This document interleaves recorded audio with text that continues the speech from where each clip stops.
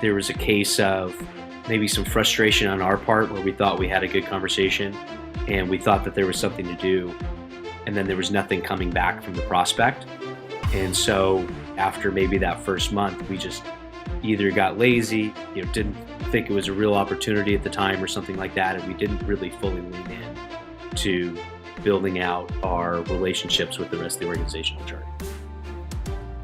That's Jacob Bobek, Executive Vice President at CBRE. In this episode, Dan and I take Jake through an active conversation dissection. This is an exercise we regularly do with our clients to help them evaluate how they're showing up in their conversations.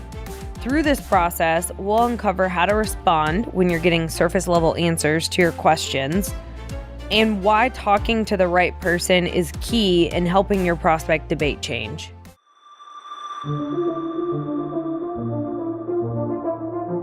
I'm Kylie Schmitz. I'm Dan Lappin, and this is Breaking Sales, a nonconformist take on rejecting the sales status quo. Join the Lappin 180 team as we break the tried and died sales tactics and techniques that are failing you and your prospects. So I think it would be helpful for our listeners, Jake, if you gave us a little bit of background into how the conversation process started with this one prospect in particular that we're going to talk about. It initiated from a cold outreach about 6 months ago. And was the cold outreach via phone, email? How did you guys land the meeting? It was probably a combination of both and showing up at their office or something. So we're the office space game, and we are known from time to time to show up at people's offices as well as call them and email them. What were they expecting in the first conversation? What was the purpose of the meeting? It's important, I think, just to share that we're in the commercial real estate business. My team and I are.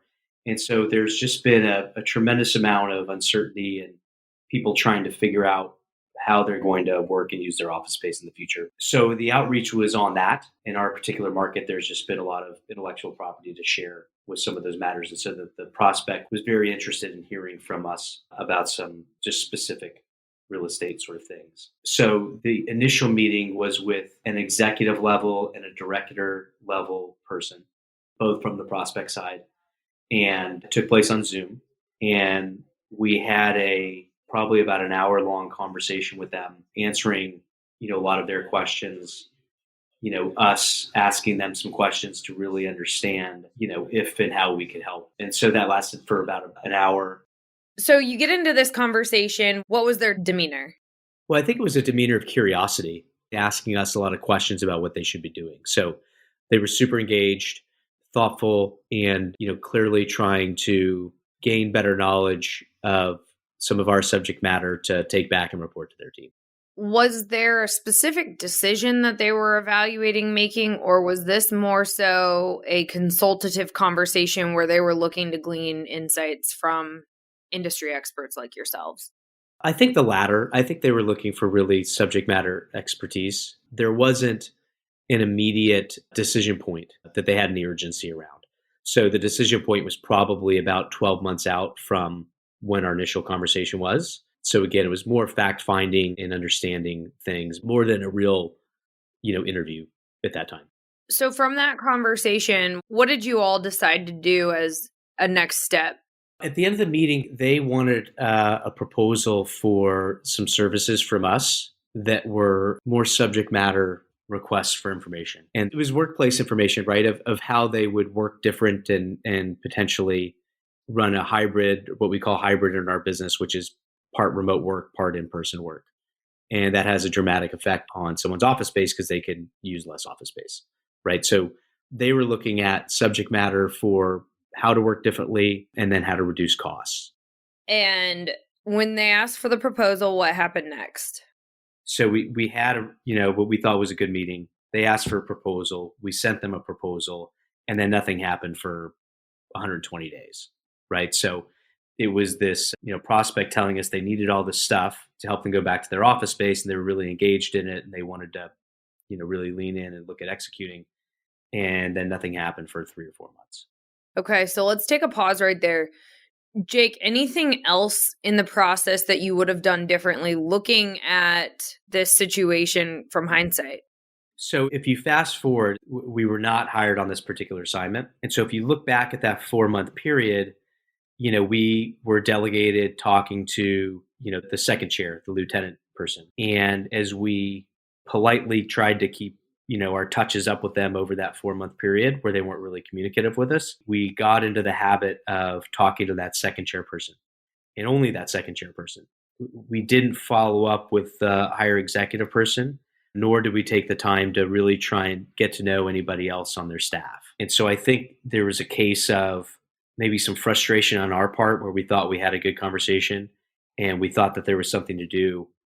And then there was nothing coming back from the prospect. And so after maybe that first month, we just either got lazy, didn't think it was a real opportunity at the time or something like that. And we didn't really fully lean in to building out our relationships with the rest of the organizational chart. If we go back to what their perspective was at the beginning of this conversation, when you mentioned that they hadn't really decided that they needed to change anything. And at the end of the conversation, they were asking for a proposal. Do you think that they really objectively evaluated making a change prior to getting that proposal? No, I don't think that they did, but it was communicated to us that it was something they needed to take back to their committee and discuss before they would move forward with anything. So, Jake, what made you guys decide that it was worth your time to do a proposal? The kind of backhanded funny answer is, well, it was the middle of COVID in the office space world and we didn't have anything else to do. But, in all seriousness, it was somebody who needed some help, right? And they were asking a lot of questions about how we could help them. So I think our mentality going into it was, well, there are some real opportunities here to help these particular people, right? Or this particular company. And so I think our mindset, again, was, hey, look, let's get them a proposal and show them what we can do. And those things that we proposed to them were helpful in our mind to be able to help them. So when you were talking to them, did you get a chance to ask them, if you decide to do something different here, how will they measure the success? Like, what do they want to see and observe in their business that tells them this was a path or a solution worth taking? We didn't, right? And I think that was one of the misses. So there was the first conversation with the executive person and the director person. Then there's nothing for 4 months. Then we're just starting to talk to the director level person again, right? So the second chair. So we spent a lot of time with him flushing a lot of those things out, Dan, but he couldn't answer the process or the evaluation sort of questions.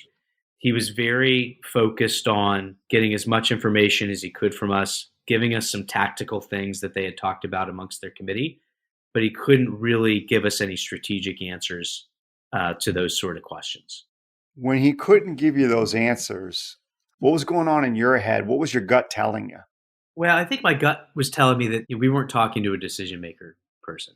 And I was fighting this uphill battle, trying to get to the more kind of higher level decision maker person. We had one of the decision makers on, we had the second chair. We just never got back to the decision maker person again. So we spent more time with the director getting his information and his look at things. And when we got into the room for the formal interview, it was clear he didn't have everybody's thoughts in the room. 5 minutes into the meeting, it was clear that other people were maybe thinking other things. And we tried to draw that out of them, or at least ask them some questions around what they were thinking, what had been shared, what hadn't been shared. And as those people were talking, it was pretty clear that this, one particular director person just wasn't able to share everything with us. If you could have done something different in that situation on continuing to have access to that executive, what do you think you would have done different, knowing what you know now? I think we would have spent more time or been more assertive that decision maker person who we identified should be in the conversations. What do you think you would have asked them? Well, I think we would have asked them a lot of the same questions that we were asking, the director, but I think we probably would have gotten a little bit better answers. As we were going through, we have the first meeting, we have this middle piece of the pursuit, and then we have the eventual interview. So in the middle piece, we weren't getting a lot of really deep, thoughtful, and strategic answers. So you were getting answers, but it sounds like they're more of the fact-based kind of like answers, the neutral, very generic answers. You weren't getting any kind of vision or a frame of reference about where they were headed toward and why in particular they wanted to head in that direction. You weren't getting that kind of stuff, right? Correct. I mean, we were getting the surface level nuts and bolts answers of the real estate rather than a strategic vision process, how a decision gets made, what sort of criteria that they were going to evaluate. I mentioned earlier that there was a couple of our competitors pursuing the same prospect. We never got their criteria for their process on their side. And we asked those questions, we just weren't getting the answers. There's usually two reasons why we don't get answers, Jake. The number one reason we don't get an answer is because the individual prospect or whomever they might be across the table from us doesn't understand the intent of our question. So like if they felt like they were maybe being led down somewhere or it was at risk, they were going to be led somewhere, or there was a risk that if they shared too much of their pain, it might be used against them. Reason number two is that they didn't understand either the value of the question and why the question was worth thinking through. Do you think it was either one of those? I definitely do. You call out a couple really kind of critical points there, Dan. So I think that we probably didn't put enough empathy around the questions. So we probably didn't we didn't take the time to explain why we were asking the question and why it might be helpful to them. I think that was a piece of it. Wait, hold on, stay there. I mean, to reflect back and to acknowledge, that's powerful because you said something really important there, right? Which is the empathy piece. They didn't really understand like how they would benefit from investing in the answer. I would agree with that. I would agree with that. And I think that falls on us, right? As the salesperson is to present those questions in a way that shows them how we're trying to help them, right? And I don't think we explain that to them very well. I'm going to add another variable here. Let's pretend you had it back, you were talking to the same person, and you were able to use some empathy. Do you think the individual was capable of giving you an answer? Or it was those types of questions were maybe just beyond what they were willing or able to think through? Or they felt like it wasn't their responsibility to be thinking that through? I think the shorthanded person to me wants to be dismissive and say that the person didn't have the capability to answer the question, but that's probably not right. I think he probably could have asked the question maybe with the right building the question. And then thinking back at the situation, when we did ask those strategic questions and we didn't get a strategic answer back, we didn't push back and challenge again. We just kind of accepted the short response from the prospect or the surface level response. And recalling now there was a lot of deflection on the strategic questions and just going back to, oh, well, X, Y, and Z are important to us in the committee, right? Rather than him explaining why those things might be important to them. And so again, I think more building the questions and then two, challenging back rather than taking the surface answers. I don't know if it would have won the day, but it certainly would have got us some more clarity as we were continuing our pursuit. If we could have done that, right, we could have built the questions more, we could have added more empathy, we could have explained why we're asking these questions, we could have drilled down another 2, 3, 4 levels on those questions and challenged back. Maybe that would have triggered that person to bring back in someone else from the executive committee to be able to answer those questions. Yeah, and if not having them in the conversation, at least he would be motivated to go get the answers to those questions from the people who might have the answers. Correct. Let's stop there for a second. If this individual was going to go do that, to you guys' point, go get the answers, how would we have motivated that person to spend their time going and getting those answers? Because there's no guarantee this individual that you were talking to cared about it. They might have looked at it like their job was to collect as much information as possible regarding their potential decision path, but nothing more. So how would we have motivated them? Maybe there isn't a way to motivate them. I don't know how, other than asking them questions and trying to be thoughtful and helpful. Even if we would have done a better job at that, maybe we would not have been able to motivate them. But maybe on our side, we could have recognized that or have more clarity around that sooner and maybe made a different decision on how we continued our pursuit with that particular prospect. Did you get a chance to ask this individual who was kind of running point with you guys? What do they think the other committee members feel are the priorities here? And how do the other committee members view success? Does the committee have clarity on that? If so, what does that sound and look like? We did the first couple layers of that, right, and asked them what the committee thought, what they were looking for. We got some of those answers. But again, when we got to Dan, you were going to a more strategic question of how they find clarity or their process or how they see things. We didn't quite get there, right? So if there's, call it 5 or 6 layers down and a question you can go, we probably played in the first 2 and couldn't get down further below that. And I think that was, again, it wasn't that we weren't asking some of those questions. I think it was a matter of not really leaning in and really challenging the prospect. I think maybe, again, looking back, our team got a little bit frustrated, for lack of a better word, that we weren't getting the answers to those first couple of questions that we were maybe looking for, and gave up drilling further down once we weren't getting more strategic and thoughtful responses. Do you think your team got caught up on looking for specific answers and got frustrated? Or do you think they got frustrated just because the quality of answers was too generic to begin with? I can't speak for the rest of the team, but for me, it was the latter, right? It was just the quality of answers coming back.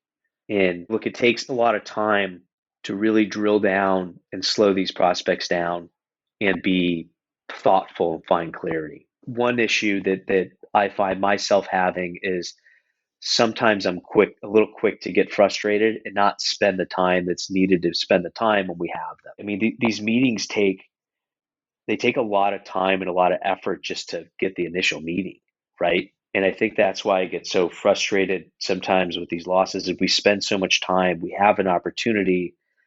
And now, especially looking back, I'm like, man, if I just would have spent 20 more minutes, right? Or just if I maybe would have slowed myself down and, wouldn't have been that much time in the grand scheme of things. And from the initial contact to the final meeting and their decision, maybe if I would have spent an extra 15, 30, 45 minutes in the middle of that process, or me and my team would have, challenging back, spending a little bit more time asking some of the questions that you're talking about. Again, I don't know if it would have changed the outcome of their decision, but I think it would have allowed us to have a little bit more clarity, and maybe even for them to have a little bit more clarity about us as we move forward in the interview stage. So from moving forward, how do you prepare yourself in the moment or remind yourself in the moment to slow down? Because this is going to happen again. One of the things is having these deal dissections with you guys, right? So we're doing this on this podcast, but we've probably spent a few hours with really digging back and looking at these. And our team likes to look, we all like to celebrate the wins, right? And get really happy about the wins and everyone high fives, and that's great. But I think where you learn the most is really kind of wallowing in the pain of these losses. No one likes to lose. No one likes to lose to competitors. We finished our interview and we walked down, and there's our competitor, commercial real estate broker, sitting in the lobby. We know and compete with all the time. And we had a nice laugh about that. But at the same time, we want to win, and we play in a zero-sum game. We either get the sale and we make some money, or we don't and we don't make any money, right? So really thinking through these sort of outcomes and what we could have done better and learning from them, I think, is the only way to slow down and correct yourself on future opportunities. When that meeting was over, did you get a chance to ask the prospect if anything resonated during the discussion? And then if nothing did, that's fine. That's my favorite question. It literally is my favorite question, because whatever's in my head that I'm trying to get them to understand, when I ask that question, something completely opposite comes back from them. And it's really telling. And I forget the exact answers that they gave us in that. But when I heard them, I'm like, oh man, they totally missed what we were talking about. And what resonated with them, or what they told us resonated with them, I think in my gut, I knew it right there that we didn't connect. And so in that case, what do you wish you would have done different at that moment?